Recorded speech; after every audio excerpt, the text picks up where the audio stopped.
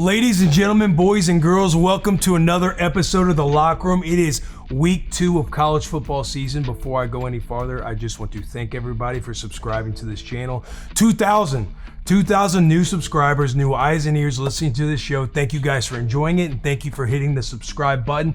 Listen, rocky week 1. I take you over to the board. The NCAA is trying to run out Kalen DeBoer for the abysmal performance by Alabama. Willie C going 1-6. Josh Pate going 3-4. Taylor Lewan going 3-4. We tasted a little blood in our mouth, and 2 things happen when you get hit in the mouth. You wake up in the next morning, you keep going, you show up, and you keep moving forward. Or you fold like a lawn chair. Last time I checked, there's no lawn chairs on The Locker Room. We're talking all ball this week, boys. We got the JP poll that just dropped. And surprising note, before you go crazy in the comments, he's still got Texas at number 1 and the generational talent of Arch Manning at number 1. The AP poll dropped. And we got a big slate of games this weekend. Generational quarterback Pavia goes on to handle VTech, goes on at Virginia Tech. I think that's going to be a spicy game. Jalen Daniels, generational quarterback. He goes at Mizzou, battle for the border. You got USF going down to face generational quarterback DJ Lagway. Then you got battle for the state, Iowa at Rocco Beck. That is a generational quarterback, boys, at Iowa State. And then the generational quarterback matchup of the weekend. You got Michigan and Bryce Underwood, the rising star, going to Norman, Oklahoma. They're known for 2 things. That's Sooner football and tornadoes, a couple of Josh Pate's favorites. They take on generational quarterback John Mateer. We're happy you're here. If you enjoy this show, all we ask is that you subscribe. Let's get this party started.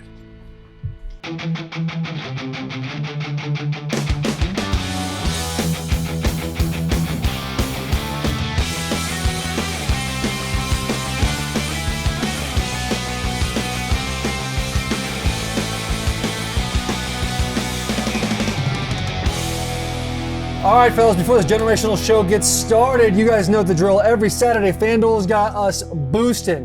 It's called Bussin With The Boys, and it's exactly what it sounds like, a profit boost for college football every single Saturday. Crack open the app, tap in your boost, and boom, you're cooking. We're talking real teams, real Saturdays, and that extra payout to make your wins hit harder. You're already betting college football, so... No, this is all part of it. So if you're not boosted with the boys, what are you even doing here? Okay, head to FanDuel.com/. Did I get set up? Head to FanDuel.com/Bussin to download the app, lock in your boost this Saturday, and let's have some fun. Couple housekeeping items. Generational show. Generational show. Housekeeping items. This show, you're watching this. If you like college football, you love NFL, we have the NFL portion of college football, NFL portion of the Locker Room.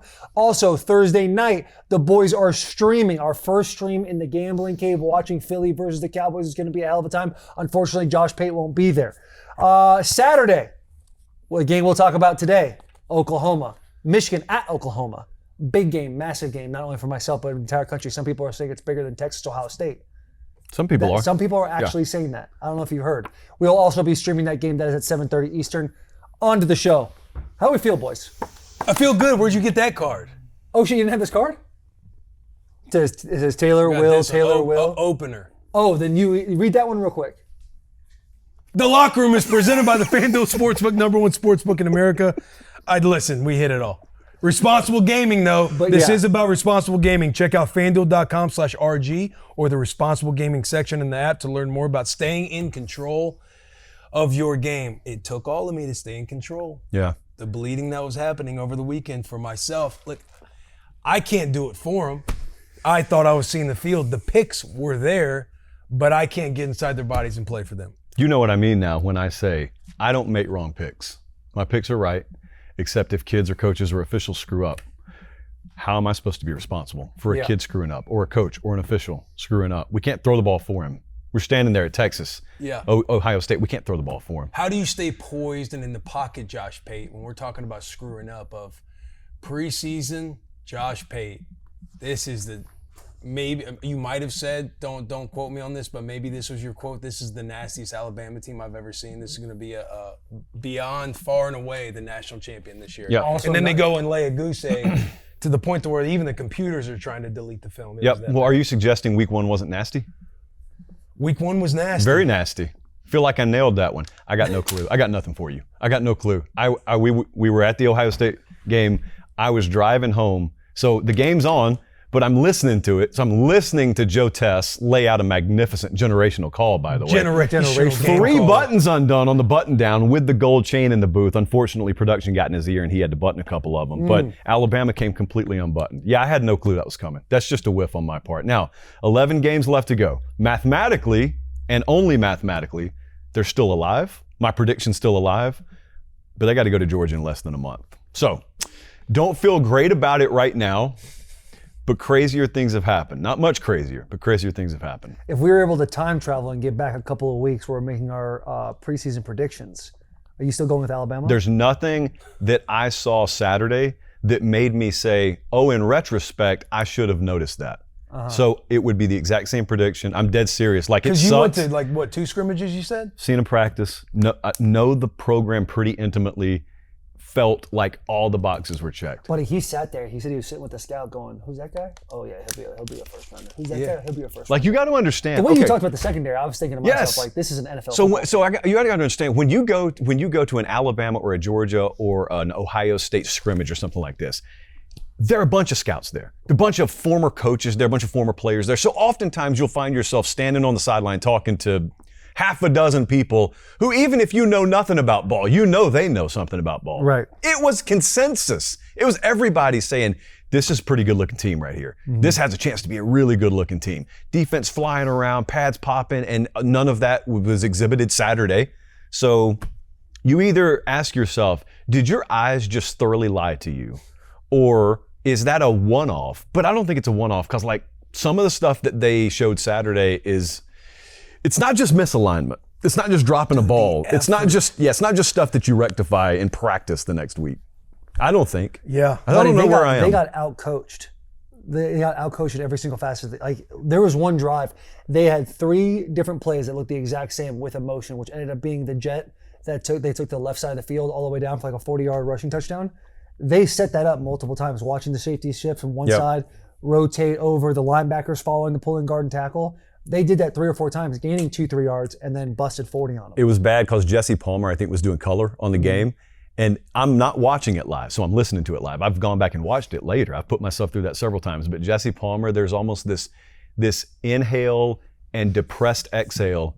And he goes, guys, it's the same play they've already run 2 or 3 times. Oh. Guys, it's the same play. I'm just putting it on the telestrator for you, but if you've seen this before, it's because you just saw it like 4 minutes ago. They just ran the same thing again. And I was listening to myself driving down I-65 yelling, what's happening? What am I missing? You can't be watching it. That's irresponsible. So, yeah, I don't know what to say. It's like, I don't know the truth to everything that comes out, but there were like some tweets surfacing about players having DoorDash late at night, like 1 a.m, sneaking girls in the hotel. 2:30. And if I take that at face value and I connect it with the effort you see on the field, the only way this gets turned around is if there is actual player leadership in the locker room. Yeah. If there's actual guys who can stand up and say things and everybody kind of listens and they start kind of gut checking themselves. Because if not, you're just in this world where you have a loaded roster, 4- and 5-star guys. And if these guys are about their business the way that face value is and the product that they put out on film, like, it's just going to get really bad. And all these guys are, not all of them, but a lot of guys are just going to transfer because they're going to think it's not them that's doing it. Because their ego is so big. So they're thinking we're just going to go somewhere else. But that was the big concern, like after the Alabama loss and all the things. Oh, Booster sent me this tweet came out here, and they're trying to get to the bottom of what's the culture like with DeBoer and everything else. So that's kind of my instinct on it all. Yeah, it feels like things are spiraling in Tuscaloosa, and you don't have a guy like Nick Saban to kind of keep everything reined in all the time. Right. Like, I'm not saying DeBoer can't do that, but when Saban's there, if that tweet comes out about the middle of the night, early morning, like there's no question that shit like that. It's probably not true. You're thinking, oh, this is probably not true because this is a Nick Saban culture. But number 2, he's going to have this nipped in the butt because you see it year in and year out for decades that he handles business like that in-house and he handles it fast. And there's player leadership around it. It's like when that stuff coming out with Kalen DeBoer, it's like, I wonder what is going to come of all of this. Because if they don't get it turned around, he's going to be standing on the sideline having the same kind of cameos that they were showing throughout the game where he's just kind of standing there like, what are we about to do? I'll say one thing. One of my biggest takeaways, one of the things I admired the most about Saban is that place was a disaster sometimes of chaos behind the scenes, and you never knew it because they kept winning. Right. And the point is, you're talking about viewing it from the outside, and it's ultra disciplined, and it's ultra buttoned up, and it's ultra intense, and there's a standard they're playing to. What really happened was they understood how to keep the main thing, because they had trouble a lot. They had off the field stuff happen. Dude, their coaching staff was in turmoil a lot of the time. Yeah. And you get a glimpse behind the curtain, and what used to fascinate me the most is I can't believe that this, and this is going on with this program behind the scenes, and they look like what they do on Saturday. Right. But it's because they kept the main thing. And the one thing that I noticed that's probably different now than when it was under Saban is if you ever put the stuff on film that some of those guys put on film Saturday, you'd never have to worry or fear the opponent. You don't have to fear Nick Saban. You'd have to fear your guys in the locker room. Some of the best fights I've ever seen were Bama player versus Bama player on sidelines during games. They're in Georgia like 10 years ago now. They're up 38-3. They give up a touchdown run to Chubb. Chubb had this like 100 yards per game streak going, and that touchdown run put him over that. And I saw Jaron Reed and Reuben Foster going at it on the sideline. I saw Jonathan Allen getting after someone as confetti was falling after they beat Clemson in the national title because they had given up a garbage time touchdown. Coaches are having to separate guys. They're up 38-3. They're won a national title in the other case. The season's over, and guys are about to kill each other if they don't get separated. And then you take that and put it in one monitor, and you take the other day and put it in the other monitor. Just look at their sideline. Look at it. Does any guy look scared of the performance that he's turning in? Right. I don't care about the boosters, 1 a.m. Dude, people will be shocked at what happens behind the scenes. Yes. It's the keeping the main thing. Main thing wasn't the main thing there Saturday. That's what I wonder. Can you just turn a knob? They're still ultra talented. They still, I think, got a good staff, but you know, whatever getting the main thing back on track is, that knob turn, I don't know if it's as simple as, hey guys, we had a players only meeting. Now it's all going to be good. Now we're focused. Because if it really is that easy, why didn't you do it before? And if it really does rectify itself and you're a freight train out of control, I'll never forget that week 1 result was real. It's in the tank somewhere. So I can't trust you because it may rear its head down the road. You got to go on the road again. You got to go to Georgia eventually. You got to go on the road several more times. Like, you're going to get put in the blender eventually. You're going to be down 10-0 in the first quarter again eventually. How do you respond? Only way to change it is to change it. One thing that didn't get changed is your JP poll, the #1 That's true. team in the country. Texas is still there. I'm not going to say you still got Texas there because you're a separation from the model. Yes, of viewers tuning in. Explain the JP poll, because again, you got Texas #1 generational arm and Arch Manning. Allegedly, yeah. Yeah, still at the Also, top. explain that layer of separation between your JP poll and you. Yeah. Oh, the separation is I don't want blame. Got you. So that's the JP separation. This is your program. This is your thing. This is just generates a whole bunch of stuff. So I partnered with a data scientist like 10 years ago. All we wanted to do was create a predictive model. Every odds maker has this. It's just that not many people have shows where they display it. Okay. So all we wanted to do is we wanted to have a predictive-based model that spits out a number on a game. Same as a point spread would be for FanDuel. We want our own internal number. We use that number against the market to bet. Every odds maker, every handicapper largely has one of those. So I put it out. Well, a portion of the public has no clue how to interpret that. For example, Texas plays Ohio State the other day. Texas gets stoned by Ohio State. They outgain them, a lot of stuff like that, but they lose. All right, so if I were an AP voter, I'd clearly have Ohio State ranked above Texas this week. But in power ratings, Texas does not fall behind Ohio State for one reason. Texas would be a slight favorite on a neutral field if they played again tomorrow. I know that. I confirmed it with FanDuel. Just like with Bama. Bama's still ahead of Florida State. Bama, according to FanDuel, because I had to hit them up before the show, would be an 8.5 point favorite against FSU on neutral field if they played again this week. Now, if that number got put out, you, me, we could all bet Florida State. That's well within our constitutional rights. That's not what the JP poll's about. JP poll is just about putting the information out there and then do with it what you will. And if you don't care about it or you don't like it, it's not for you. Don't consume it. But there are a bunch of people who are unhappy in life out there, as you've noticed, who really love to rage out on the JP poll. And all I want to tell that group is, it's not my fault. It's not. Don't get mad at me. It's not my fault. All right. Yeah, I love that. I love that insurance Josh does an policy. incredible job of weirdly staying bulletproof. I would He not rank does, Alabama. yeah. I would not rank Alabama this week. They'd be unranked for me. I'd have Florida State ranked top 10. Because if I were an AP voter, I would go solely on your body of work. So I'd make my preseason rankings because I have to for the AP, but once the season started, I'd just wipe the slate clean. So like why would Auburn not be ranked right now? Why would Georgia Tech not be ranked right now? So for all the folks out there in AP voting land who want to hate on the JP poll, well, why do you still have Alabama ranked, period? Why should they be ranked, period? Conversely, why should Georgia Tech not be ranked? USF beat Boise. Boise was everyone's preseason pick to go to the playoff from the G5. Well, USF beat them handedly. So why is USF not ranked? So I don't get the AP logic. At least mine has logic behind it, even if people disagree with it. And FanDuel backs me up on it. At least I've got logic behind mine. Do you think the ACC is stronger than people think, or the SEC is weaker than people think? I think the SEC is exactly what people thought. Really? I think Alabama's not what people thought. I mean, Auburn looked pretty good against Baylor. Yeah. South Carolina beat Virginia Tech. Like, Texas went and lost to maybe the number one team in the country. So, you remember the other day when we were doing our season preview and I said the SEC is kind of like the Nashville skyline? There's not a big skyscraper there. It's just a bunch of pretty tall buildings. I think the SEC performed exactly like the Nashville skyline would perform. Some teams won. In fact, more teams won than lost. But there were a couple of high-profile losses, Bama being the biggest one. There's no shame in Texas losing to Ohio State, I don't think. That's not something that like vilifies or justifies the SEC's claim. Like to me, if you want to talk about depth of conference, that South Carolina-Virginia Tech game is really good. That LSU-Clemson game is really good. Clemson is the number one team in another conference. LSU is not preseason, but they go into their building and win. South Carolina's probably viewed top 8 preseason in the SEC, top 6, top 5 according to some. Virginia Tech's probably Top 6, one 7, according to 8. some in here. That's a good comparative matchup. And you had SEC over that team. So anytime you get into this, it sounds like you're carrying water for the SEC. It's just telling the truth. There's no logic-based conversation to be had about the SEC because people either love them or they hate them. And either one of those people is not probably one to trust in a fact-based, logic-based conversation. But the point is we're 1 week in. So I still got no clue what the SEC is.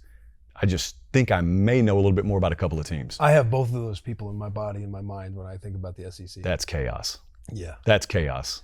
It's like I appreciate, I respect, I love the ball that comes out of the SEC. And then as a Big Ten guy, there's things you hate and you want to see fail about the SEC, but they're just battling at all times up here. I don't know what to do with Yeah, it's this myself. tug of war. It's like, do I be unbiased? But I am biased. Like, what's the game? I'm not What's the okay, game I'm you're not actually okay, going to but that's play okay. today? Yeah, actually, Let me man, they show- got a good product on the field Yeah. right now. I like this team. Yeah, because it's like a couple of weeks ago, you sat there on the bus and you said the SEC has more depth, and we're all looking around. Me, Jack, and Gary look at each other like, what did he just?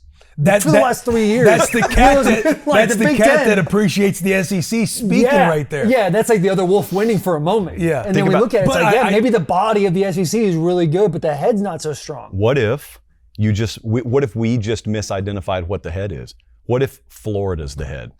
Just random. What if Oklahoma's the head? We just don't know. We don't think that. Yeah. We don't think What that if there here. is a dominant team? It's just not Alabama or Texas. What if it's one of them? What if it's? Say it for him. What if it's? Cocktober is coming. Oh, Cocktober is Cocktober. coming. Got Alabama and Oklahoma in Cocktober. So the Cocktober surprise will happen. yeah. At least if you're once, South if not Carolina, twice. you're feeling a lot better about the Alabama game. Yeah. What do you boys make of the generational quarterback comments and all the slander, everything? The world was on fire during and after the Texas-Ohio State game, talking about Arch Manning. Josh and I were having a conversation right before you did that electric intro that Jared wanted to jump in the middle of. Was like Orlovsky came in and said Arch Manning played against a really good defense and that's why he was bad. Well, if that is the logic, then Arch Manning is a bad quarterback. But I don't agree with that at all. And I think early in that game, you watch Arch Manning when he has a lot of time. His offensive line is giving a lot of time, and he chooses not to use his legs. And I think that like it was so apparent to me that it seemed like that was a coach thing to do before the game. Like Josh was saying, like this is a 17 game season. Don't use your legs if you don't have to. Personally, for First me, play of the game set him up for an easy completion. for an easy Put it in the completion, dirt. yeah, I think if they go back and play that game, Arch starts with his legs a little bit sooner, tires out that defense east to west, kind of like they did versus Michigan, and it opens up for them a little bit more. But there was no sustained drives really, except for a couple in the second half. They went for it on fourth down in their first drive. They got that. They went for it again, didn't get it. So it's like there's a lot of things that could have gone Texas's way. I think Arch Manning had a bad day, but it doesn't mean he's like not who we think he is, which is he's still a Manning. He's still the first overall recruit in his class. I think he's going to be all right. It's just a bit of I think it's a shock for everybody, because I think we all sat here last week and we're like, Texas is going to be the team. We all picked Texas, and Ohio State stood up and showed that their defense, and Matt Patricia had no problem transitioning from NFL to college and showed a bunch of different variety of defenses that really messed with Arch's head. Mm-hmm. I'm pretty sure that I heard a lot of people after the game screaming about how overhyped Arch Manning was and how they're tired of the Arch hype who participated in the Arch hype. Now, I don't consume a whole lot of generic, like, national college football media because I don't want it to sway my own opinion. So I was telling you, I was a little bit out to left field when so many people kept saying, oh, everyone thought he was a generational quarterback, this and that. I don't doubt people called him a generational quarterback. I just think the crowd that's yelling he's not a generational quarterback at the crowd that labeled him a generational quarterback, that crowd's way bigger. Like, the one outrage today is way bigger. I know some people hyped him up, but like, we were on this show when we were doing the preview even. You asked me, what are your expectations for Arch Manning? I said, I think he's going to be really good. I don't think he's generational. I don't think he's elite. He's not my Heisman favorite or anything like that. I thought that was fair. Mm-hmm. He still may be all those things, by the way. He may be better than I thought he was. Bulletproof. But he's not, I did not throw the G word out there. I did not go generational. So to me, when I watched what happened the other day, I didn't get the outcome I thought I would. To be very clear, I thought Texas would win the game. Mm-hmm. I didn't think Texas was going to win the game because Arch was going off for 330. I thought it was going to be a complete rock fight, and they'd come out on top because they weren't the team replacing both coordinators. I did think they'd have an edge at quarterback. So by that metric, I was very disappointed. I thought they had the motivation edge. Like, those things didn't pan out. But I don't know. I just listened. I kept on seeing clips afterwards of all these national folks, a lot of whom don't, not Orlovsky, but a lot of these folks I saw yelling about college football don't normally talk about college football. Right. So I know good and well, if they've talked college football the last 6 months, it's probably been Arch Manning. Mm-hmm. And now their big takeaway is, I'm tired of the Arch hype, which they probably contributed to. They fueled that fire. Yeah, I just looked at that and said, what are we, you know what? It was good to see you guys. We'll see you come playoff time. It was good to see you. Yeah. The casuals. What's your thought? When I feel like the domino effect, because again, like, I'm taking whatever, like, you see him as the favorite for the Heisman. So I'm like, oh, it seems like he's going to be a really good quarterback this year. I picked Lenore Sellers for the Heisman, but it's like the person in you seeing Arch Manning, having the interview with Peyton Manning, knowing that they keep him away from, like, he's on a bunch of commercials, but as far as like it seems like it's a kid with a good head on his shoulders. Mm-hmm. And so, like, oh wow, he's the Heisman favorite. Like, he must be the real deal, even though the body of work, like, has yet really to be seen whatsoever. And then as you're watching the game and you're like, oh man, yeah, he's missing some throws here. He's inaccurate, all these things. You know, it's a massive stage for week 1 going into Columbus. All the hype behind him, or premature hype, whatever this hype is that we're speaking about. Then as the game's going on and you start seeing the memes and just internet culture, seeing an opportunity. Again, it's not even really about the player. It's about everything else that goes on, the white-black stuff. You see Shedeur Sanders being brought up in these conversations when people are trying to argue. So you know right there when you're seeing that stuff, I'm kind of chuckling, and it's like, here we go. Yeah. You know what this is becoming to be about. But I see Orlovsky tweet, imagine having a generational quarterback and keeping the training wheels on him for the entire game. That tweet starts going crazy. And I feel like that's a domino effect that got some of the other figureheads talking about it, because then you have I think it was Jamel Hill.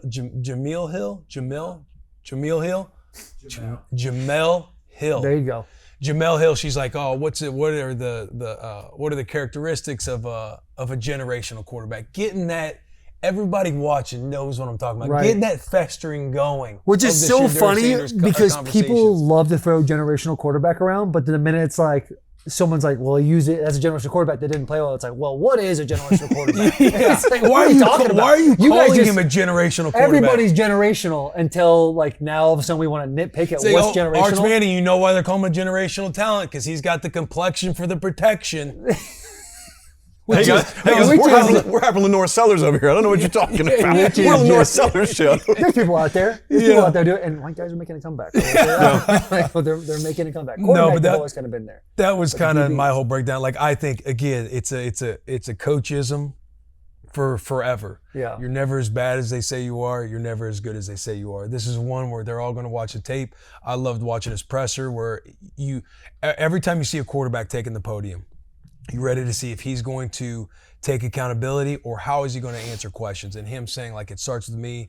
You know, I enjoy seeing that out of a player because that is how it starts. If you are an individual player, like grading yourself, not trying to blame anything. Oh, it was, you know, it was loud. It was this. We had a tough game. We didn't convert here. You saying it starts with me. I need to play better.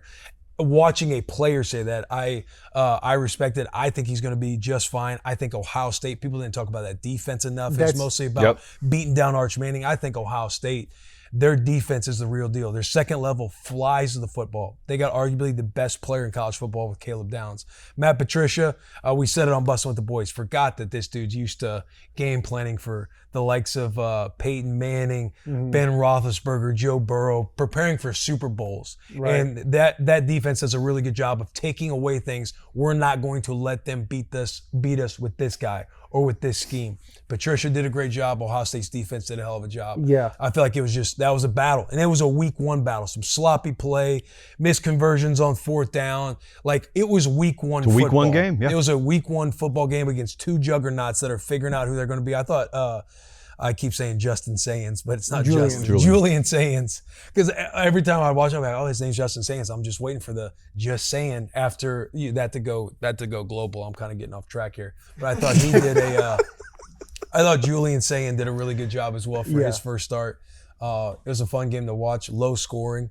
And I sit there, I'm like, I should have known this was going to be an under game. Should have known. I feel like from now on, like the plan is week one we go under. That's what I'm doing. For Week the NFL. one, big games go under. That's it. Yep. No more shit needs to happen. I do love that you brought up Ohio State because there's been so much conversation around Texas and their downfalls as a team. But like Texas, the defense was incredible, but that offensive line, like that clip that you posted on Twitter of that double team, moving him into the second level. Buddy had his foot planted, Turf shoes. kickstanded out, like could not have amazing. had better technique, hands inside and everything. And they just put the kid on skates and moved him back, like truly football porn. Like you get that, you go 6 to midnight in an absolute hurry watching blocking like that, which is, you know, obviously I'm wearing the colors I'm wearing, but and Ohio State's they're kind of they've been shot at for being not the toughest team in the world. But to see them road grading like that, it's like that's fucking Big Ten. When I had that clip pulled up, Savannah walks behind me. She sees it. She said, because she picked Texas to win the game. She goes, that's what I'm talking about. How do you prevent that? How do you stop that from happening? I said, that's physics you're watching. That's exactly it. You're watching physics right there. Right. And it's like, if you're able to do that consistently, you're not going to lose a lot of games. I felt stupid to go back to the Matt Patricia stuff. When you look back on a pick, you got to pick wrong.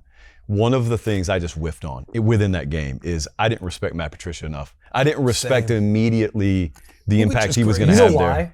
Detroit Lions. He becomes the head coach of the Detroit Lions, and he didn't have a good time there. Like, he didn't do well. Yeah. And I think that's when everyone was like, we're done with him. Yep. And it's like. Then they got him calling offense with the Patriots when he goes back to the Patriots. But same thing. It's like, I'm such an idiot. Yeah, it's like the most overlooked thing that should have been the most obvious to all of us. Because they lost a high-level coordinator in Knowles. And that was a big story. Not so much who they backfilled him with, which I'm supposed to pick up on that stuff. So I blame myself more than so Sark. this is the blame. The AP poll or the JP poll definitely not. Forget about the model. Forget about the model. And so I'm sorry, Matt. Can we take some picks? Is there anything else we need to cover as far as this? Hey, listen, I also want to apologize. Nebraska did not cover. I got a lot of DMs telling me they rode with covering. That is on me. You do have to know, if you're new to the show, you have to know that your boy gets really spiced up for some Nebraska football. Yeah. Take them money lines and some parlays, but you know what I was thinking? Apologize. And my iPad game of the week, Notre Dame, Miami. I whiffed on that one too. I can't play for the O-line out there. I tried. O-line, which is kind of heartbreaking. You thought they're going to lean on the O-line. Think about that gold helmet. You're like, how are they going to protect CJ Carr, get him going a little bit? They're going to lean on the O-line. Whereas I'm watching the game and it's like, oh, CJ Carr's got some stuff to him. The O-line, I feel like, is letting him down. Especially to do that last drive. I mean, there was like reports, the sideline reporters talking about how they're throwing up in the corner.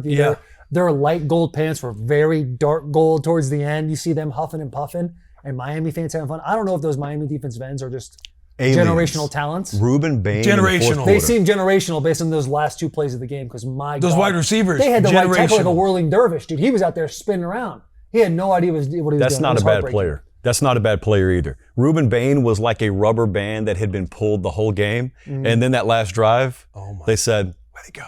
Yeah. You just let it go. Rip. Who does? What tackle in the country does anything about that? Who's dealing with that? Yeah, I don't know. Y'all can pick the best one. I'm just saying, I think he's going to struggle going one-on-one against 4 in a fourth quarter in a pressure situation. That dude hasn't been healthy his whole career, and he is right now. So you also mentioned when you think about O-line, you think of that Golden Dome. May think about that this year. Yeah. Because that's not a bad offensive And line Beck, either. like, hey, the disrespect, the emotion in his voice after the game. Cried. Like, you could tell. He cried. Like, those last 8 months, it was not just the injury that affected him, it was all the noise. So we said it, like, you're leaving a place for a girlfriend, this is crazy.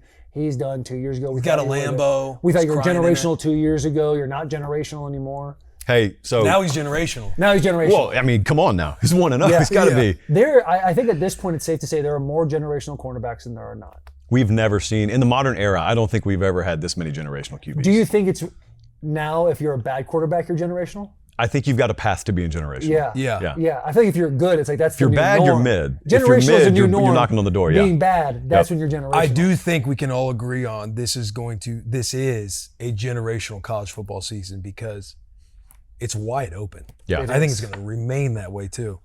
First game. Yeah, generational quarterback, Pavia. Diego Pavia goes out to Virginia Tech. Vandy, we get all of our odds, we get all of our data, we get all of our stuff from the FanDuel Sportsbook. Vandy is the underdog in this game. Virginia Tech favored by -1.5. The over-under on this game, 47.5. Boys, what do we like here? I think Virginia Tech is in what I like to call wounded animal mode, pure desperation mode after that week 1 game. I think they probably played a little scrappier, to use a Memoism, than people expected them to against South Carolina. Like, people look back at that South Carolina game week 1. South Carolina ended up covering, needed the special team score to do it. They had to beam the ball their way to the win. And I think most people look at it and say, oh boy, man, I think South Carolina just struggled a little more than I thought they would. Maybe Virginia Tech has something to do with that. So now they come back home. That entire coaching staff knows they're coaching for their jobs, and they know what happened last year with this game. And so This is like a revenge game. I was seeing a couple quotes from the players like this one circled for them. Vandy's got a few of those this year that they're going to participate in. Yeah, Very unfamiliar because of our territory. boy Pavia. I, out there talking that shit. But am- he looked good in that week 1. He did. I actually He think. was, but who are they playing? Like, he was routes on air out there. He still handling ball was in business. the right place. He got himself. He was being shifty. He did his thing. He did Diego Pavia the best way Diego Pavia does Diego Pavia, being the generational talent. Yes. But it was still like there's a lot of schools we're going to talk about today that played the school of the deaf and the blind, and Vanderbilt is not exempt from that. I need a generational performance from Kyron Jones. And I'm not going to get it, but I don't actually need that. I need enough from him. I think Virginia Tech's going to ugly out a win here. I actually think they're going to win. I'm going to lay the 1.5. I'm going to take Virginia Tech to win and cover. Revenge spot. A couple of them this year for Vandy. The first one they fall in. I like the second one. I like a couple things. We'll get to it. Because it's one or the other. I feel like you can't lose both. That's correct. Can't lose both. Well, the generational quarterback wouldn't. Would never. Never. I like 2 things in this game. I like the over more than I do picking the game. Over 47.5. And to me, the X factor is a gentleman we know very well, and it's Cade McConnell. Cade McConnell's the X factor in this game. Wow. And I'll be damned if they're getting their first test of the season and I'm not backing the boy. Pavia too, friend of the show, but Cade McConnell, he was an intern here Boy over of the the summer. show. Boy of the show. Right. And Generational they're revved offensive up. line talent. Generational offensive line Yeah. talent right there. Yeah. Cade McConnell. I He's like the it. X factor in this game, and I'm taking Vandy. Like the over more than I do picking the game, but if I'm picking the game, I'm going Vandy money line. I love how you touch on the over. I like the over as well, and I will also be going Vandy. Something about Diego Pavia. Something about Cade McConnell. Something about Cade McConnell. Like, Cade, so was it Tuesday? It might have been Tuesday. Yeah, it was yesterday. Today's Wednesday. Cade texts me, he's like, what is your weekly routine when you're in the football season? We get on the phone, we talk about the entire routine. He's like, I am not missing a step this year. And I was like, hey, whatever you do, make sure you do it consistently. Nice. Don't put too much on your plate.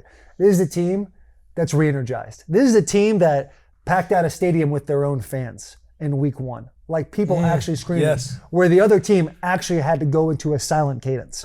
They got something going on here in Nashville, Tennessee, and I'm not going to be the guy to jump off the bandwagon when I jumped on the bandwagon when they played Virginia Tech last year in week 1 and they ended up going to overtime. Big dub in the bet for that one. Yep. I'll be going Vandy. I love Diego. I love Cade Moore. I'm taking them. And for everybody hearing the applause that happened when I had said Cade McConnell, that's how good of an intern and how close he got with the boys during his 2 months. Right. That's how you know. This is a Cade McConnell game. You Also- talk to him, they're winning the Natty. Yeah. Well, we pumped the brakes with him on that type of Hey, stuff. we were literally, I looked at him, I go, hey, listen, you're in it. I'm going to tell you right one now, game you're season, not bud. going to win the Natty. No Yeah. disrespect, but like you just got to be able to zoom out a little bit. But with the strong performance of week 1, whether it was against an elementary school team, it Right. doesn't matter. The fact that they put the pedal to the metal, I'm going to ride with them in their first big test at Virginia Tech. Another reason why I like Vanderbilt in this, Vanderbilt has had 1 extra day of rest compared to Virginia Tech. Virginia Tech wasn't a nail biter. They got beat up a little bit by South Carolina in the offensive line, defensive line. They have less time. I just think, and also Vandy played 1.5 quarters. Like those boys are fresh, and they already seem like they're in midseason form against the elementary school. Mid-season form. Midseason form. Virginia Tech starts off 0-2. Generational Vanderbilt think Brent football Pry? team. You think he's getting the hook? They do. The fan the fan base does. Yeah. We went up this episode to bring you Michelob Ultra, brought to you by Michelob Ultra, the superior light beer. The delicious taste of victory deserves something equally superior. Cheer on your team with Michelob Ultra at 2.6 carbs and 95 calories. It's a superior smooth taste, worth playing for. Michelob Ultra, superior light beer. Yeah, next game, Kansas. Go ahead. No, go ahead, yeah. Kansas at Missouri. Kansas is underdogs by 6.5 points. What else? What's the game? Over 50.5 points. I is the need total. you to juice that game better. That crazy. Someone opened the door after we put the little thing, the sign. You put up a sign that said, "Do not come in. Filming in progress." You want me to juice that game a little bit better? That's my fault. I got distracted because a light shined in my face just now. Yeah. I had a light shine in my face. The battle of the border, the first time these two teams have met. Kansas is at Missouri. Missouri, First 2 teams they've met since. 2011. Since 2011.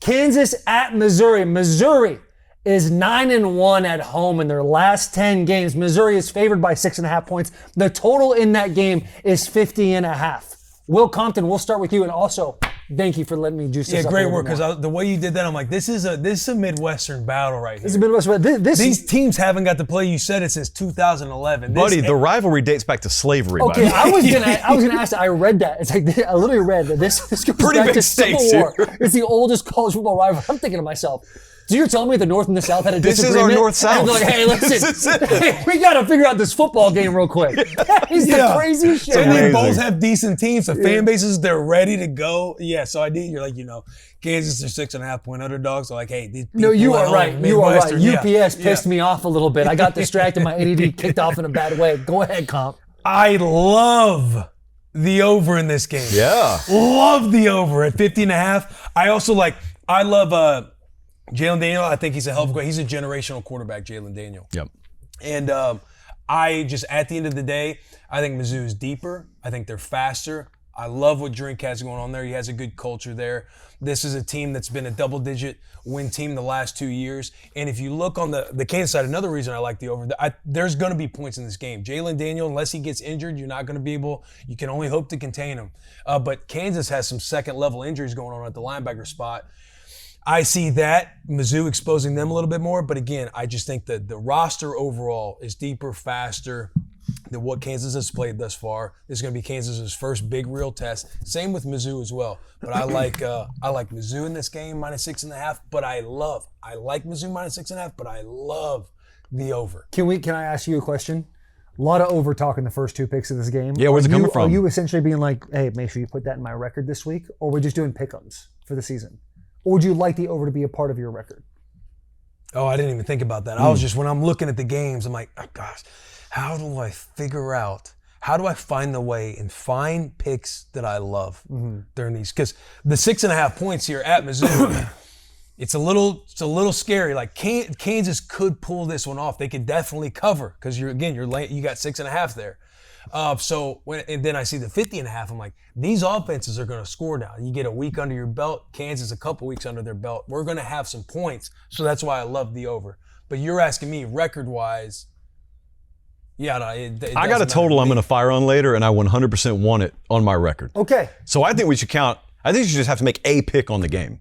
Okay, make a pick in the game, but if you feel as strongly as you do, we could be like, hey. Yeah, so I want my official pick to be the total on this game. So you listen to me, my total should be the pick on this game. If that's what you're most confident in? That's what I'm most confident in. Over 50.5. I just want to know, on a side note, after everything went under last week, where's the confidence coming from? It's week 1 football. Yep. The assholes, everybody in the film room, there's an urgency that always comes out of week 1 to where, hey, I told you, we're not shit. We got to get the offense going here. You put us in the bad spot on special teams, defense. This is why we need you to do X, Y, and Z.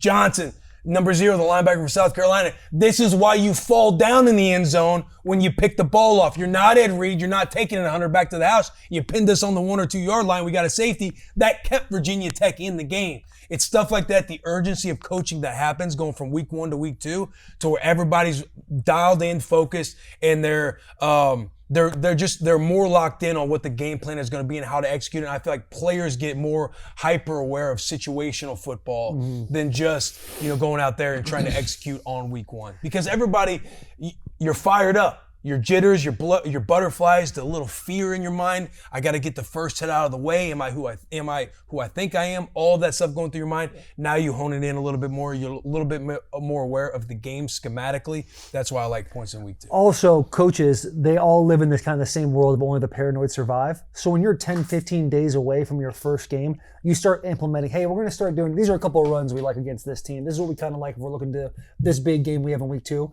So in a lot of ways, you're over practicing, you're over watching film, you're over being nitpicky on details of how run game should go, motion shifts, all these different things to where you get to the game and a lot of times, which you said, buttholes get a little tight. So now you're having that conversation, be like, yeah, we ain't shit, boys, we got to let it loose. Now you have a short window to go prepare for these bigger games. That's when you see the athletes start to become athletes and not think so much in the And coaching-wise, too, to your point, you're throwing a lot of different maybe concepts at the wall for week 1, and then you're figuring out what you're good at. Like, you're figuring out what your that's capacity a great is point. for your players and what they do well. So I feel like that stuff starts to get tightened up and buttoned That up. leads me into why I like Missouri, because you have Bo Prabula and Sam Horn. They're kind of going back and forth, and the whole the old college football verbiage is if you have 2 quarterbacks, you have 0 quarterbacks. Yeah. It's very unfortunate what happened to Sam Horn, him Yep. having the lower leg injury. You don't like that at all. If I'm taking all emotion out of it, I'm looking at Bo Prabula, seeing kind of what he did at Penn State before he transferred. They used him in the same way that they used Will Levis, kind of like that running quarterback. He can move around. He was situational.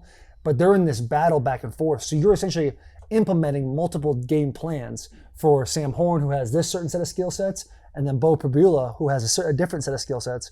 Now you're going into this Kansas game, be like, hey, we know this is our quarterback. We know this is his strengths. We know this is his weaknesses. Not to mention you have a defense coming back that has 9 guys coming back, and you also brought Damon Wilson over from, I believe it was Georgia, right? He had 2 sacks in their opener. Missouri's always been a sneaky, good team. I said it in the opening, they're 9-1 in their last 10 at home. Their record at home is much better than their record is away. I like Missouri a lot in this game. I love the over as well because I think that Jaylen Brown kid is going to be a stud. The big knock on him was accuracy issues, but also injury issues. Well, he's healthy and he's got a couple transfers from Alabama and other places that he's going to put points on the board.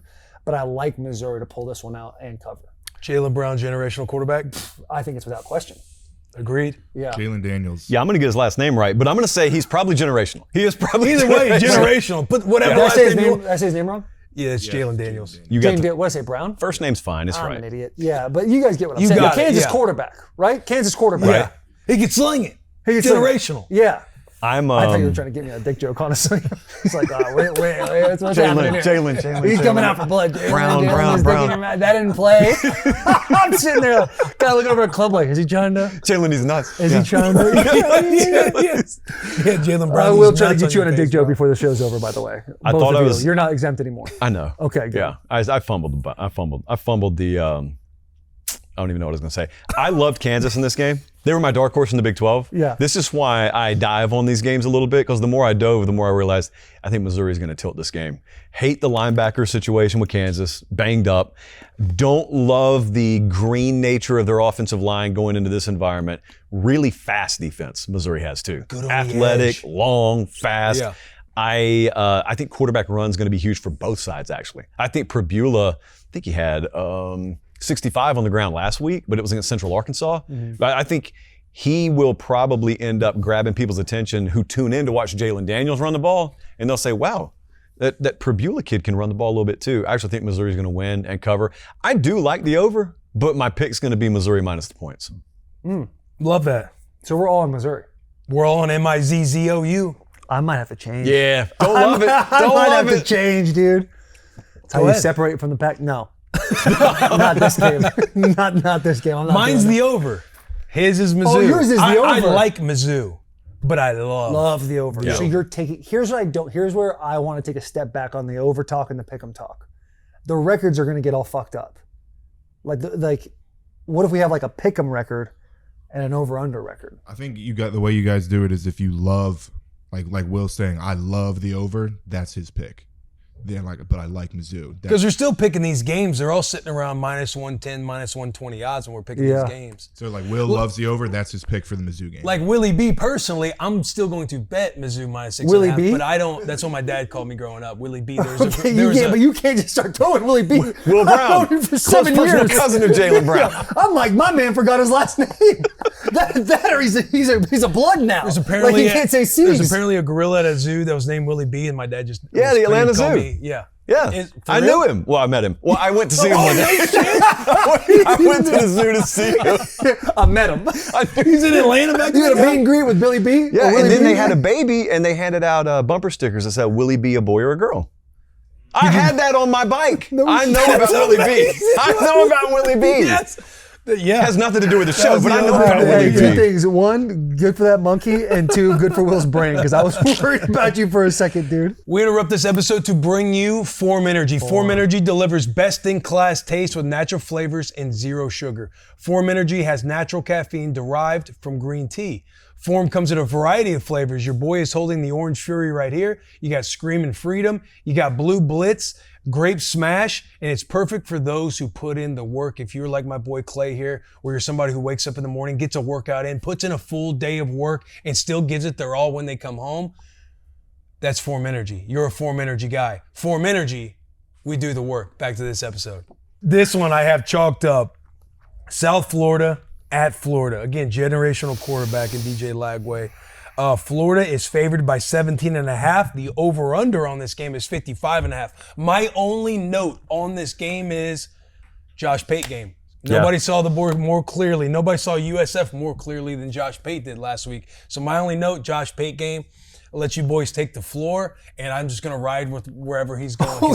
You're not saying shit. Yeah. With the USF, I'm going to sit back. I didn't do shit at work for this. I didn't prepare at all. You guys handle it. I like DJ Lagway and the Florida Gators. 17.5 seems to be like a lot of points, and UCF whooped that ass on Boise State last week. Did you watch the game? Which one? UCF versus Boise State. I watched clips of the first half. Yeah. Okay. The game. The score does not reflect the game. It was 10-7 before that fake punt happened. And buddy, let me tell you, Boise State's defensive line was swallowing USF's offense. I'm talking Bonnie Blue swallowing them up. We like Florida. We love Florida. I'm talking about he had no chance to breathe. Now this cat, Brian Brown. Am I saying that? Berrien. What? Berrien. Good try. Yeah. No, that's actually no, nice fucking try, dude. It been good. Bury this nigga where, dude? You trying to get me? Hey, whoa. Kid show, buddy. Oh, you're right. I'm on edge.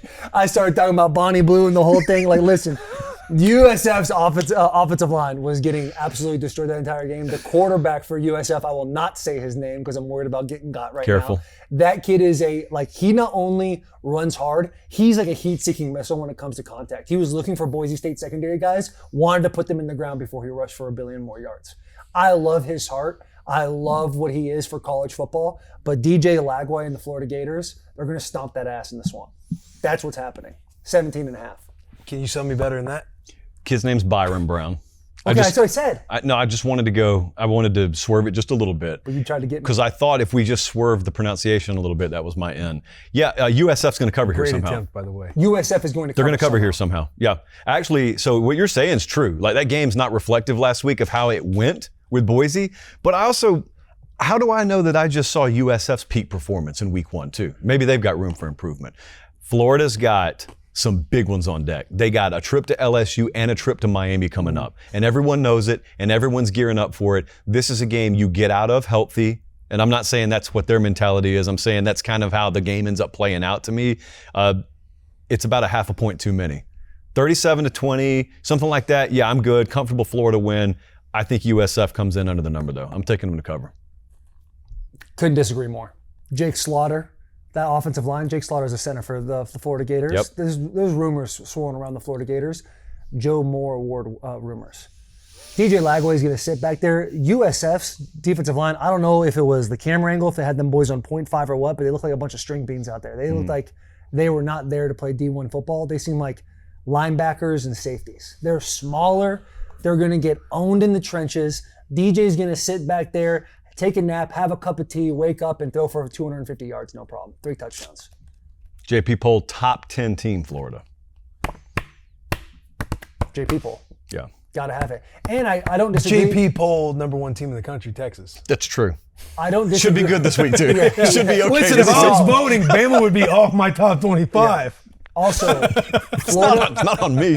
one of your points being Florida has like a bunch of big games in their schedule. Yep. And I think it was the biggest thing revolving around Florida was, yeah, they're a good football team this year. However, their schedule is so strong, we can't see them kind of making Right. out of it alive. That schedule, when you talked about the strength of it, didn't include USF. True. After what USF did to Boise State, antennas are going up down in, was it Gainesville? Yep. Where they play? Down in Gainesville, Florida, where they're like, hey, listen, I know we got this big schedule coming up with LSU, all these guys, but this team just beat the brakes off of Boise State. I could see it. I could pick that up. I'll go USF. Wow. Wow. I mean, to be honest with you, if I was sitting in your seat, I would go with the commissioner himself also. Yeah, need but to know, I don't feel all that confident I in this. I sense that. I love his confidence. I listen. It can go either way here. It could.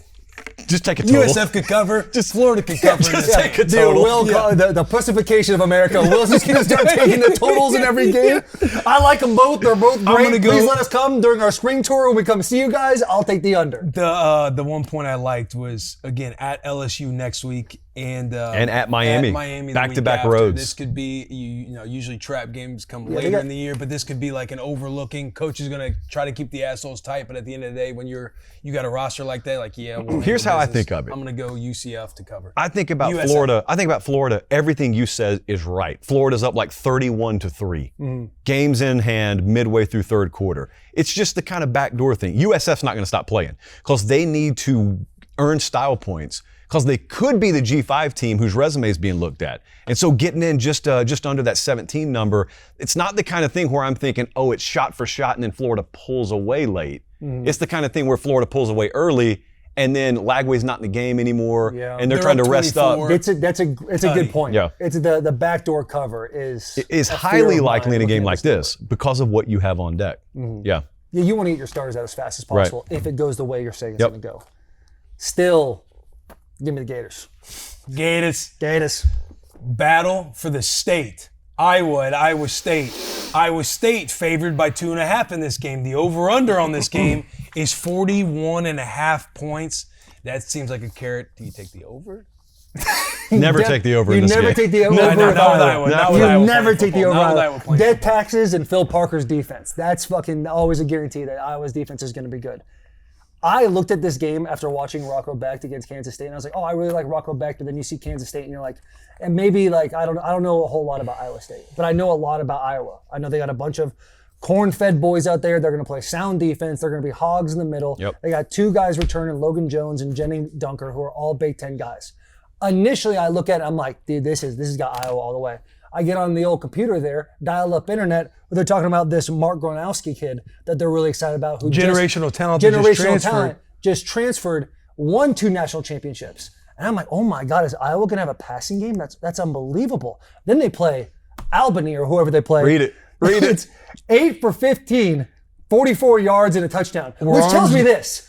You could take John Mateer, Bryce put him in an Underwood. Iowa uniform, he's going to have 44 yards passing. That is how Iowa works, man. Someone said, I hoped that Mark Gronowski would happen to Iowa. Yeah. Instead, Iowa has happened to Mark Gronowski. No doubt. And you see him, he does his post-game press conference, and it's like, yeah, I got to be better. Happy we got the win. It's like, Iowa. They Like, ran for everything he's saying 310. is like, Yeah. Kirk Ferentz is never going to allow you to be like one of those quarterbacks. But It is funny, bro, because the internet almost broke when he threw this 5-yard out at practice. And they're like, oh, Iowa's got a quarterback this year. We're going. Like 2 years ago Arm in the Big Ten talent. Championship with a 310-pound quarterback being like, he's big as shit, but he can't throw it. You ever, and Happy Gilmore, when they're trying to get him under control and he winds up, he's about to throw the putter and then he looks over and the Virginia lady goes, Yeah. and then he reins it in. That's what throwing a pass is like in Iowa's offense. No doubt. Hey, you better He's relax. about to get a 20-plus yarder. Because he's rocking the 11. He kind of gives you Carson Wentz vibes, but Yeah. with like 20 pounds heavier. Yeah. He puts his head down like he's a hard-nosed cat. He's never going to come out of the game, even if his legs both Yeah. sticking out of his leg. No, don't But make hey. this play. Take a sack. Yeah. We're going to punt it. We're going to win on defense. We got to have it. 53 rushes, 310 yards, and 3 touchdowns. Bro, Sweet. yes. Yeah.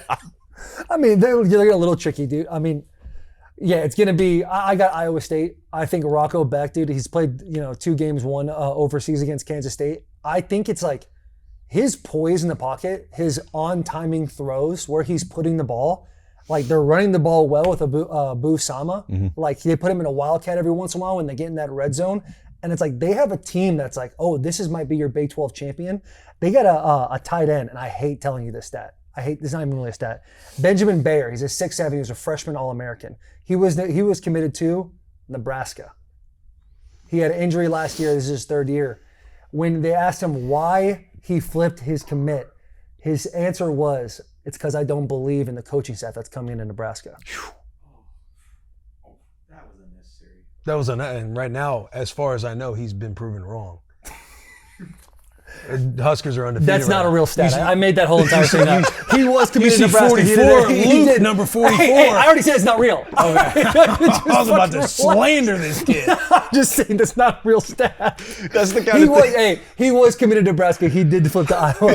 But also, Iowa State's got a kicker who just bombed the 63-yarder, dude. Give me Iowa State covering this game. That's so funny. The stuff that was going through my head. You're just you go, where are the parents? Where are the parents at in It this was already proven circumstance? wrong. If I can get Will Compton to kind of lose his cool every single show, we're gonna have a good 20 weeks. Because I was already face to face with this defender from Cincinnati. If you go check out the vlog we just dropped, I'm like pregame face to face with this DB talking about, hey, it's gonna be a long day. And he's like talking shit to me. Yeah, But Dinky. we were talking shit to the Cincinnati players, and then one of us at one point stepped back and be like, "We're in our mid-30s talking." It's just like, and you gotta go back like, "Hey, I'm really sorry about that, son. I was kind of fucking around. We're just having a good Love time." your work. Love your One work. guy said it's gonna be a long day. He looked at me, he's been beat my ass. And I thought to myself, he probably could. This dude was tall as like, shit. let me What slow was down. it, 23 or something like that? Yeah, it's big boy. Big boy. Big boy. I like Iowa. Oh shit. I like Iowa in this game. Do I you like really? I just like a gritty win. Mud truck on fresh clay type of run game. Punt the ball well. Defense wins you a game. In their last 10, Iowa 7-3. In their last 5 at home, Iowa State is 0-5 against Iowa. That's true. This is a factual stat now. I like Iowa. Again, for me, Iowa State, they win this game. They're on to something. With this staff. If they start a 3-0, they got a shot. And stick with me here, but I fucking hate that so much. I hate that so. Every Comptonism is stick with me here or listen. After this is a factual stat. It's not one of those other ones. It's a factual stat. Dude, you gotta find them I some swear to God, new when I said They're onto something. Oh, I thought it was Bill Compton. Just tell me something random. They're onto something. I'm thinking, what does that even mean?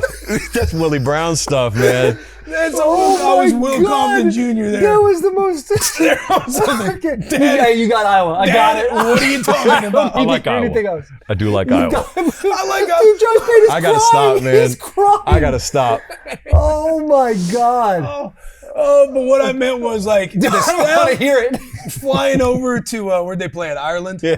Handling business. You see Kansas State have a hangover last week, like after coming back from Iowa. And you know how it is traveling overseas and playing games after that. We usually get a bye week in the NFL after playing overseas. Not anymore.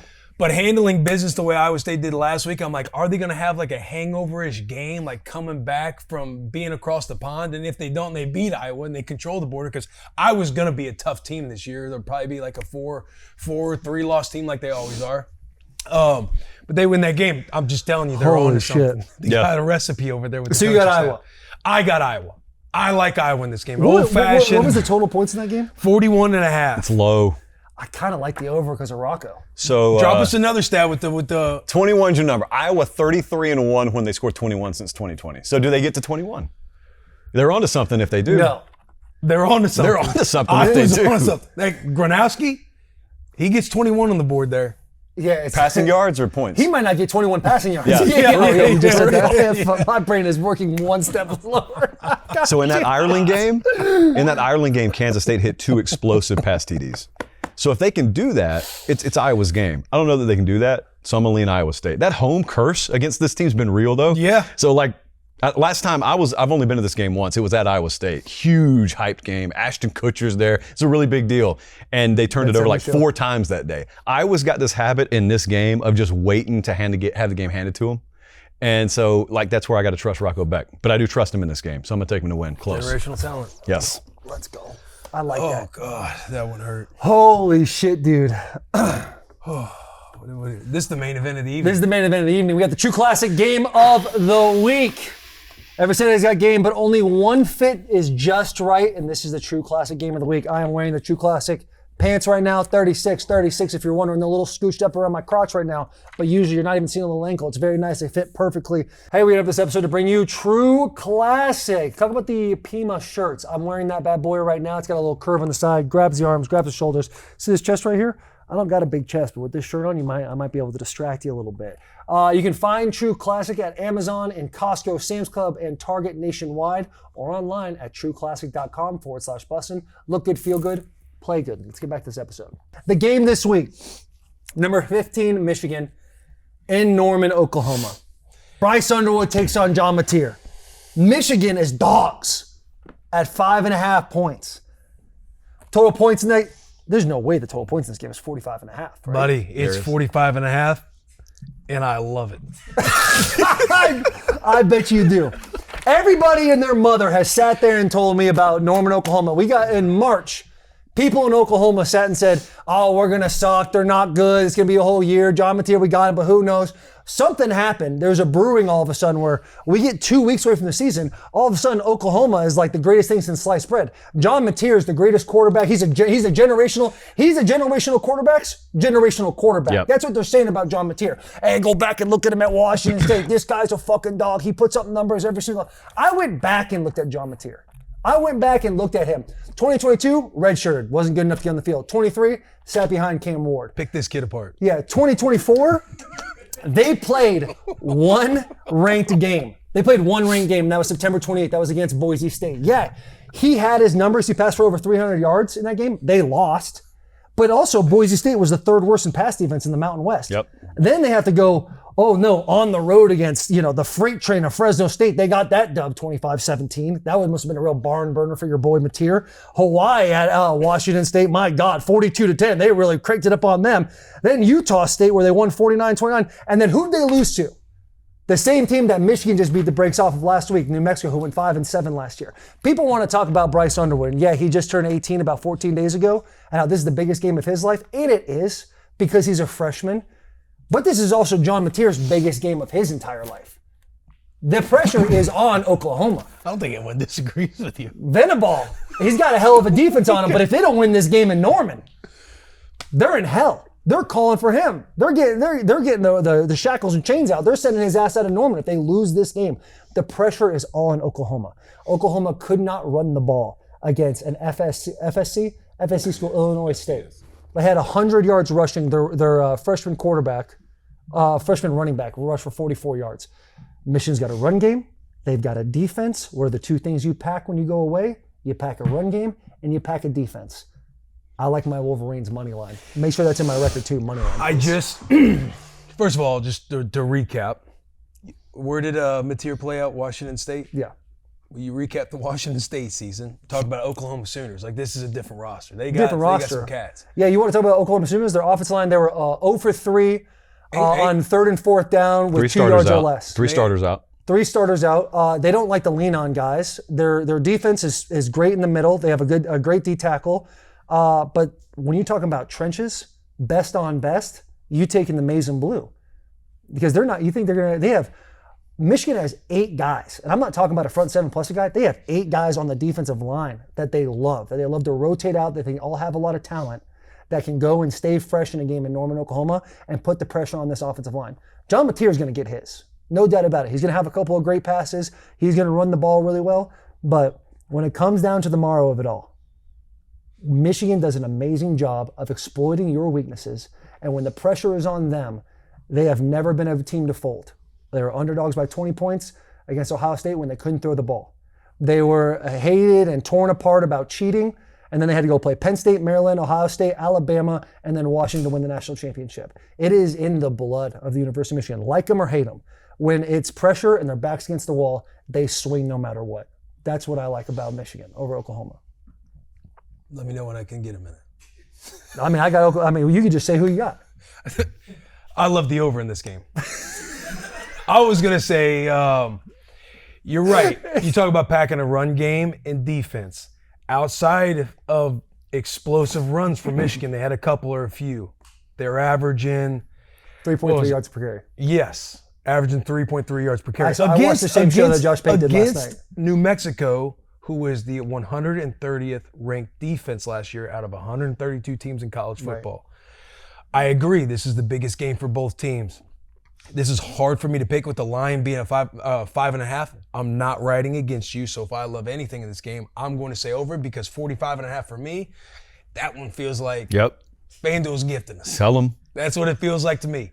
John Mateer, Bryce Underwood. I love how Michigan went into the game last week and had an identity and a game plan of what they wanted to do with them as far as moving the pocket, easier throws. They didn't run them at all. And let the O-line eat. Like, again, figure out what you're going to be going into Norman. They were exactly who they wanted to be that game. Bryce Underwood, he is a freak. He jumps out on tape. So does what? Could he possibly be? He's a generational talent. Okay. He's a generational talent. John Mateer, generational talent. Both great quarterbacks. I'm excited to watch this game. I'm excited to see Bryce Underwood at Norman against an Oklahoma team that seems to be getting a lot of love from the national media. They do have a really good football team. I love the over in this game, so I am going the over. All right. Michigan's got this DNA that travels. Fact check, true. Venables, huge pressure cooker game.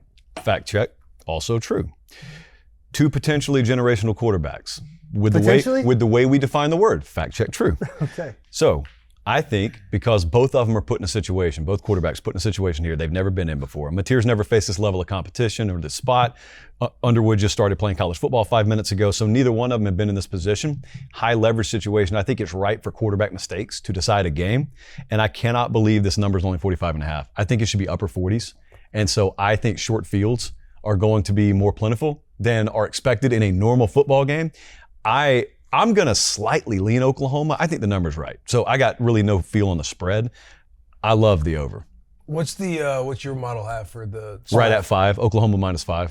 Oklahoma winning by 5. Half point. Yeah. So I got no feel on that. But you may very well be right. I've watched Michigan do that too many times. So I'm not betting against them.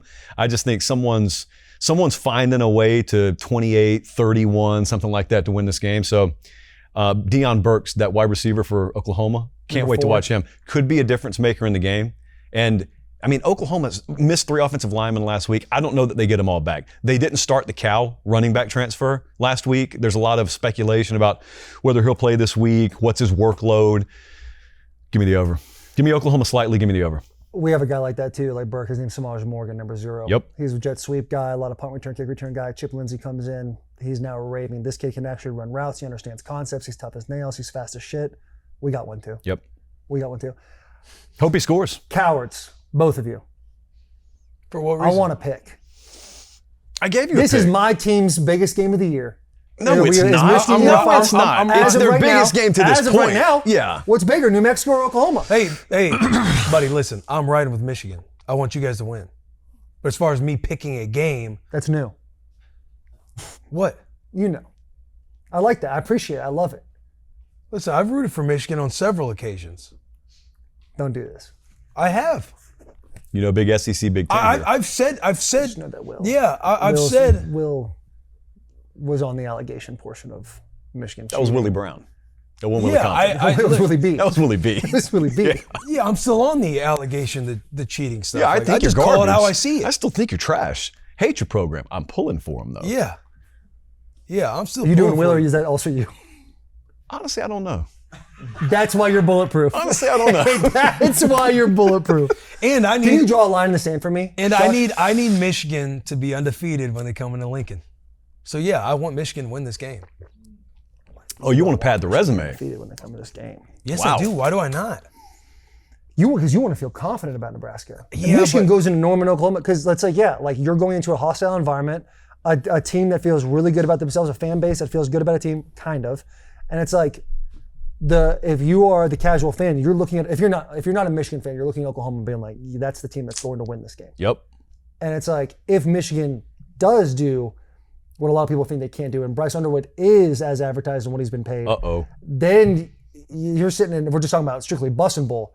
We're shitting our pants a little bit if you're in Lincoln, Nebraska. No, bro. I want to see like the thing that what? What? Go. I want to hear the rebuttal. I love this. I mean, is that not, I mean, If you I would look- love, yeah. I want Nebraska to be a great football program. The schedule that we have this year is very favorable, but I don't want, like, if you guys get beat and it's like an ugly loss against Oklahoma and we end up beating you guys on September 20th, like, I still don't know what we got. Yep. And I don't want it to wait until USC or Penn State and then we get whooped and it's like, you got this fodder, you got this, we're undefeated, but we're not really an undefeated football team. I want you guys to be good, so we are playing against a good team on September 20th. Win, lose, draw, I want to know what we got in Lincoln, Brewing in Lincoln, Nebraska. So you're wrong. I want you guys to play well. I want Bryce Underwood to be as advertised. I want to taste that competition on September 20th. I welcome it. I want it. It's a Warriors mentality. Not a lot of it left out there. I think you're in the minority. It's a good word. Not a lot of it left. It's a generational back. mentality. You brought me back. Yeah, Not a lot of I guys do. would I sit on want here you- and say that you brought him back, but you brought me back. Love the over. Yeah. I do Yeah. want. Will you, I will have you no sprinkle Michigan plus 5.5? Yeah, I'll sprinkle it for you. But, We're I'm saying streaming the if game. we're We're streaming talking, the game. yeah, absolutely, dude. I'm gonna be rooting for you guys. I'm gonna be rooting for you guys.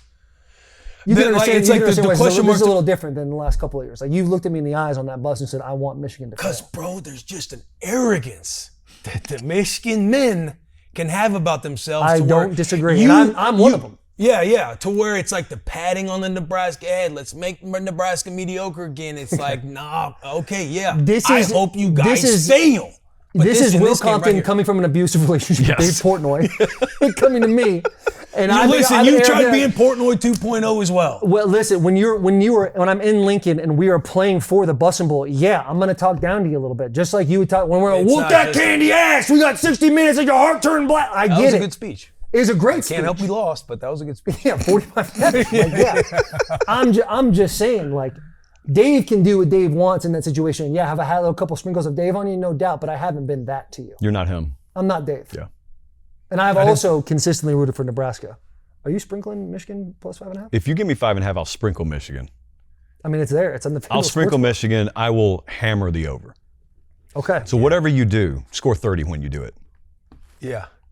It's a big game for you. Could you imagine Bryce Underwood, like just being the generational quarterback? We wouldn't be everyone alone using that word if he goes in there and wins like that. This is the same guy, Brent Venables, who watched Tua smoke the SEC all year, get him in a national championship game, lull him into a false sense of security between the 20s, and just dominate him down in the red zone. That's why I think rushing yards is not actually the most important thing here. This is one of those like Penn State, Ohio State situations. Penn State runs the ball for 200 and still loses on Ohio State because between the 20s they get theirs, field compresses, they can't do anything down in the red area. That's Brent Venables' entire MO. So like I want to see Michigan, because there are going to be about 3 or 4 situations they get plus territory, they get down inside the 20, decision making there. How much do they trust Underwood on the road, Michigan staff, and what can Brent Venables do to him? Because that's really probably where our total is decided. That's absolutely where the game's decided. Jay-Sean Barham. Garbage. Not him, the call. Garbage, yeah. Okay, I agree. Ridiculous. It was absolutely ridiculous. And they went to appeal and they're like, nope, Big Ten even shut it down. Yeah. And it's like, you can't tell me that's a little bit of what targeting's really couple of broken years. in college football. Really broken. It's broken. You want to call it roughing? Whatever. That's a heartbreaking loss. And that is, I mean, that was the drive. There was 3 separate penalties on third down. So that was a strip sack fumble brought back for a touchdown. They called that targeting, the new set of downs. Then they're in 3rd and 12. They end up getting another penalty, getting in the 1st and 10, which led them to get another 7 points, which when you look at the box score, that's when you're like, okay, Michigan maybe not had the best day ever. I think on defense, we're solid. Yeah. But we're very vanilla on both sides of the ball. I'm excited. Agreed. I'm jacked. I'm going. I'm jacked. I know. I'm kind of jealous you're going. Bussin' Bowl? Let's talk about it. Are you going to the Bussin' Bowl and are you going to my birthday? When's your birthday? September 19th. So on a Friday, that's where the live show is. We got Bussin' Bowl on September 20th. I'm gonna verbally commit to your birthday. That's a verbal. That's a soft verbal. Yeah. I've missed so many of those birthdays. I can't miss this one. Not this year. No, Dog of the not this week. year. Yeah. You hit your dog of the Oh, we week still last got week. I did. Outright. Outright. Didn't even need the points. I Should've. think I may need the points I mean, this that would have week. been a statement win. Still looks the same on your win-loss record. You were cruising. You got the big noon kickoff game, Ohio State, Texas. Midway through the game, it's like, oh, USF. Yeah. Boy, you locked There it it in. is. We were You didn't standing even in have to sweat it we were out. standing in the stadium looking at the thing because I had Syracuse plus the points too, and me and you were going back and forth. Tennessee took the lead. Cuse back in the lead. Cuse, we were right. We found out the scoreboard was broken. Yeah. Tennessee was just pulling we away. went Went out. to Jack. Yeah. We went out and we're like, Jack, you okay? He goes, yeah, it's a great day. We're Yeah, like, I've been You fine. see the score I of was the like, game? what happened defensively? He's like, we're playing pretty good. I'm like, We scored multiple times. Yeah. Yeah. Because we thought it was like 24-21 Vols. Back and forth. Jack was like, yeah, it's 24-7 or something like that. I was Yeah. like, Oh. shit. Yeah. All right, my fault. Dog of the week. I'll be quick. Charlotte. I got them plus 12.5 against UNC. Bill Belichick. His girlfriend, stilettos on the sideline next to the players. Unless you're a cheerleader, it doesn't work. It's not going to happen. No disrespect to Bill Belichick. I love him. I love what he did with the Patriots for as long as he did. But you hear the things with the 5-star recruits coming in, and they wait an hour and a half for Bill Belichick. Then it turns out you can't go see Bill Belichick. Let's take you to the airport. Yeah. All of those things, and then you see the result on the field. It's going to be a very short tenure for Bill Belichick. I got Charlotte covering 12.5. My dog is going to be Army plus 17.5. When you don't know what to do, who do you pick? You pick your country. Yeah. Kansas State, what they put on film the last 2 weeks, I have zero reason to think they're going to cover 17.5 against Army, so I'm choosing the country, Army plus 17.5. Shout out Avery Johnson's family. There's probably another fist fight on the horizon. Pavia's family, too, getting in fights after the game. Yeah, but I heard Pavia's family was like protecting their brother. I think that's as Pavi as you can get. Wrestling family. I mess with it. Yeah. Like they were tarps off, bandanas on. They're out there getting, full of Nelson's chokes. I'm gonna Army go did just James lose to an Madison. FCS team. Do what? Army did just lose to an FCS team. That's not a way to support your country, Mitch. Wow. Like no one's history is perfect. Yeah, Yeah. exactly. Like, we did some bad shit, but we're still the best. Give me James Madison plus 13.5 against Louisville. That's the James Madison fight song. Yeah. JMU fight song just went on. Yeah, good timing, Delaney. That was beautiful. JMU 13.5 against Louisville. They lose by about 10. I love it. Quick potty break to shout out Boostin' With The Boys. If you don't already know, the boys have a 50% profit boost token available every college football Saturday. That's a 50% boost on any college football Saturday bet. Just open up the FanDuel Sportsbook app this Saturday and look out for the Boostin' With The Boys profit boost token. Back to this episode. Weekly parlay. I'm taking Illinois minus 2.5. I love this pick. that pick. I love this pick because Josh Pate wanted the pick. I already took it. Then Will Compton wanted the pick. Finally, I already took it. Duke, you paid your quarterback $1 billion. I don't think it's enough. I think Illinois is kind of a disrespected team in the Big Ten. Yep. 2.5 points? 2.5 Yep. points. Take that. Run with it, boys. Bielema. Run with it. Bielema. Hey, love that pick. I'm going Ole Miss minus 10.5. Revenge game against Kentucky, 10.5. Run it up. Run it up. Lane Kiffin. Who's Mincy? I had to watch that game with Mincy after surviving Barstool when we were eliminated. And I swear to God, we're sitting in the house and he goes, Taylor, I'm telling you right now, Ole Miss is going to kill Kentucky. I put like $2,000 on the game. Yeah, and he was about to off himself. You know who Mincy is? No, I know all too well who Mincy is. Yeah. Mincy telling me this, and I hate it. I was like, yeah, hell yeah. I'm a little cooked up. I watch too many Rocky movies and be like, hell yeah, we got it. Did you think watch- about that fan base, how pissed off Mincy was. That's what you need going into this. Did you watch the game with him? Oh, I watched the game with him. I actually had to go into a different room. He because must have was sounded like a frustrating me. jackhammer operator. By He's the end of just, that game, what do we do? And everything was just yeah. the most dramatic thing ever. 3-yard games weren't good enough that for was him. bad. Yeah. Give me SMU minus 2.5 against Baylor. Baylor's going to start 0-2. SMU. You want to talk about disrespected Illinois? What about them, man? They played in the conference title game last year. Oil money, too. They Yeah, got a no lot one of even money. cares about him. No one's talking about him. JP Poll's not even talking about him. JP Poll's not not top even talking 20. about him. Not top 20. SMU sleeper boys right there. A lot take of money them. in that program. That parlay -2, or Illinois -2.5, SMU -2.5, and Ole Miss -10.5. That totals out to +583. FanDuel Sportsbook. Thank you, boys. Do we have anything else? I do want to say one thing. Last week, I did not hit the parlay. I did not bet the parlay. I want to let the fans know this week I am betting this parlay. This one feels good. Character move. Yeah. I want to be honest with our audience. Yep. Yeah. Big hugs, tiny kisses. Thank you, guys. See you next week.